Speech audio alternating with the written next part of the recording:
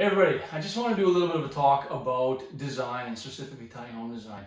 I love designing tiny homes. I love working with clients, like to kind of work alongside them and come up with their homes. But I love, probably more than I should, designing these tiny spaces. And I just kind of want to maybe talk about some of the ideas and the rules and the parameters that I try to work within that seem to so far have been kind of bringing me some success with it. So I just kind of want to explain some stuff because sometimes I feel like if you walk into a beautiful space, you might love it, but not understand why you love it. And so maybe I just wanted to maybe shed some light onto why maybe some of these designs work and maybe why some others don't. So there's a few kind of rules that I've set for myself in the way I design. One of them is just, if you've heard any of our, one of the simplest rules is this, and if you ever heard me talk before, we always want the home to function low down, and we want it to stay empty and open and airy up top. And I guess what I mean by that is that when we feel space as people, we feel it up at our shoulders, we don't feel it down at our feet. So you'll notice in our homes that we try to keep as much as we can off the walls, try to keep space, really just room for space, room for glass, room for windows. Windows are like the biggest kind of add-on to a tiny home. A tiny space is to, as you can see, just bring the outside in, and essentially the home kind of feels like it goes on forever. So we want to keep all that function down low, get everything, all your life, all your usable storage, your usable space down low where you don't feel it, and keep everything up above open. The next thing I kind of do is, as far as my design parameters and rules that I work with, and this one's a little more ambiguous, but I want everything that I design to be, honest. I want everything that I design, everything stylistically to have a functional reason for it.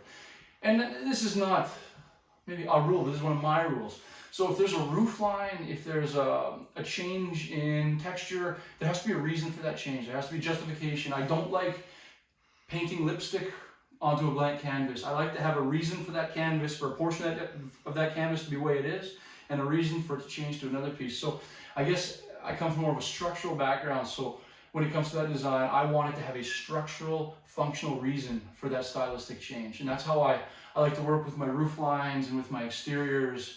Specifically, if there's multiple exterior colors, it's because the building itself has changed from one portion of the building to another portion, not just changing for the sake of style and interest. Funny enough, one of the foundational aspects of a tiny home is actually the roof, and it seems funny that way, but we kind of in a lot of ways work from the roof down because we have these limitations with our heights and stuff as far as being allowed to pull these things down the highway. So in a lot of ways, we have to start with these roof lines. So in this specific design, I had two kind of almost conflicting needs. One of it was the customer who loved A-frame houses, who loved these mid-century modern mansions. Now, an A-frame, in the context of the proportion of the tiny home, doesn't work. You have nothing left. It becomes a tiny little peak. So we could not do that. But we wanted to give that feel and that style. So as you guys saw earlier in the video when I was sitting in that window, what we did is we offset kind of that A-frame style. In your mind, it almost feels like that roof continues even though it physically doesn't. And it's kind of this little lie that you kind of do with this trick of the mind where it's like, that's an A-frame, I'm just looking at it from an angle. And so it kind of gives that feel, which I think is really neat. The other part in this building, which has two distinct roof lines, is that roof line there. And now that roof line, stylistically, doesn't really serve much, or didn't serve much.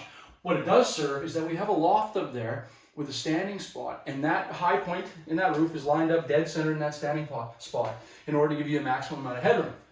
So I didn't get to choose that stylistically, but I had to work it in stylistically. So the struggle with that I was finding is that we have this really extreme 12-12 pitch with this offset kind of 3-12 pitch, this kind of offset. Now, they kind of share similarities and they're both offset, but they're so different that it was hard to kind of tie them together. So what it ended up feeling like in the building when I was designing it was that this room didn't hold any weight. It wasn't important in the context of the design and in the context of the architecture. And the loft is really cool and it needs to be important in the context of the building. It was totally overshadowed by the big window and the high peaks. The way we did that was by accentuating that loft, accentuating that roof line. So we started by designing this walnut screen, and we did that on the slope of the roof. We did that to just bring that roof line, to bring that angle, those lines into the building, make them predominant, make them important. And then we also wanted a headboard. Now, you see through the screen, you see to the headboard, and you didn't want this visual mess with these depth of layers. So what we did is we just made the headboard essentially look like I guess, a shadow of the screen in behind. So it just kind of lines up. It almost creates, it even brings those lines of the headboard more into the building. It kind of makes them deeper and more important. And so that was a way that we took something that was purely functional and we turned it into something that was also really stylish and stylistically advanced the building as well. So those are the challenges sometimes of, like, I guess, I never want to compromise anything. So you want to blend the function with the style, but you want the function to enhance the style rather than take away. And I think that we managed that here. So that's something I'm really proud of. Lofts and tiny homes are the coolest thing, but they're kind of a pain in the butt because it's like a young person's game. You got to crawl into bed, duck under. So we don't want that. We want lofts to be as accessible as, I guess, as normal, if you want to call it that, as possible. So we've accomplished that in this home by doing this kind of this half loft. So we come up, we use less room for our stairs because the stairs are not climbing as high. We have tons of headroom up here. We've essentially created a dressing room. We have storage built in all over the place. We've done that over top of what is beneath my feet, our washer dryer combo in our bathroom. And if I step up onto this one, which I would never step on, but this is above our toilet where we don't need the headroom. And now, if we step up onto the bed height, which is a nice easy little sit down, that's the ceiling height in our bathroom above our shower and everything else. So lots of, like, quite honestly, lots of intricate design went into all of this. This is all essentially furniture that we're standing on right now. It's all cabinetry. And it's done in a way that's all kind of interlocking and it works together. And what it does is it allows us to use, like, literally every quarter inch of room that we have in here, because it makes a huge difference. Because you can imagine if I'm sitting in bed and had we put floor joists, let's say, underneath us, my head would be touching the ceiling right now, and that's miserable. It just feels claustrophobic. So by doing what we did with the loft, all the effort we put into that design, I think we've truly maximized what we have here for space, and it's an incredible, homey, open, beautiful space to spend a lot of time. So being up in the loft, again, we don't want to be claustrophobic. We want to bring the outside in. So we have windows on either side, which also allows them to open and give like a kind of a cross breeze ventilation, which I'll be honest was inspired by our days living in the city bus when we first got married.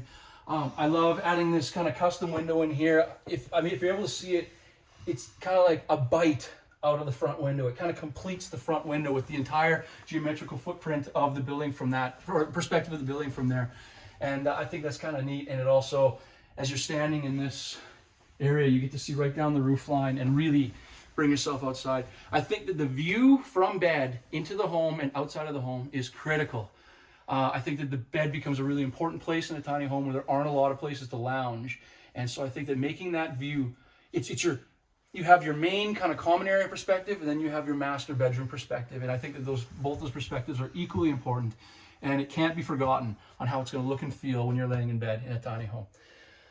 And I think that this one is, I love it. I love it up here. I think it's just so cozy and also so open and light and airy.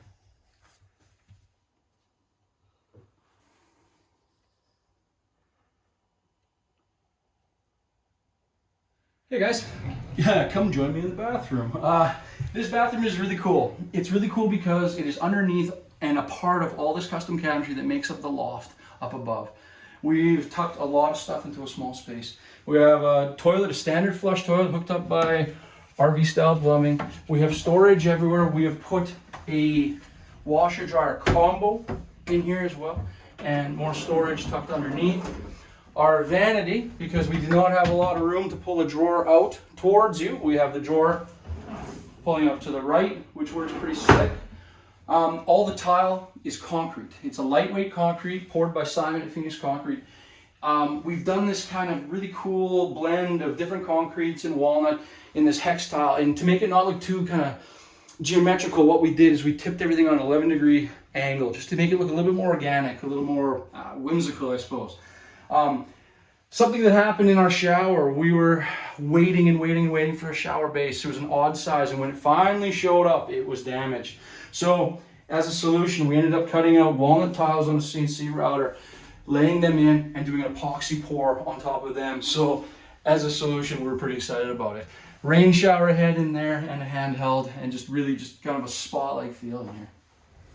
So guys, as you can tell, I'm totally excited about these designs and how they come together. I really love it. It gives me a lot of life, makes me really happy. Now, all these rules and these ideas, this is my methodology, this is the way I think. These are not hard and fast rules. There's so many different ways of designing spaces, which is what makes, I guess, architecture, design, art, everything interesting, right? But I just wanted to kind of give some insight into how I think and how I try to approach this. I'm excited to see how, as a designer, as I'm gonna grow and how I'm gonna change and the different influences that are gonna affect me. And I think it's fun. If you're designing things, keep your mind open. Just kind of look to everything for inspiration. Don't look to just your field, look beyond it, because I think sometimes that's where the most fun, kind of some of the most creative ideas might come from. So we're super proud of this one. I hope that this was, I don't know, at very least interesting to kind of get into my head a little bit and how I approach things. Thanks, guys.